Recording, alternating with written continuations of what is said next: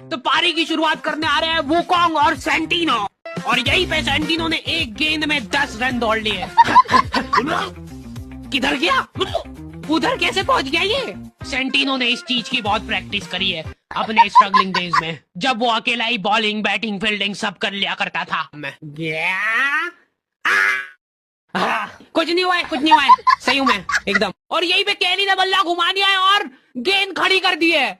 गेंद ऊपर जाए जा रही है, जाए जा रही है। वो बेचारा जो आदमी मर के ऊपर गया था उसको ऊपर जाके वापस चढ़ गई। ये हरकत तो केली ही कर सकती है। मैक्सिम इम्प्रेस हो गया ये। सबकी आंखों के सामने गायब हो चुका है वुकोंग। किधर गया वो? आउट है। वुकोंग की पहली सफलता। ना मेरे को भी खिला लो ना यार। अरे बाहर निकालो इसको, कोई बीच मैच में कोई दोस्त आए तो उसको खिलाना पड़ेगा कॉमन रख के। आजा।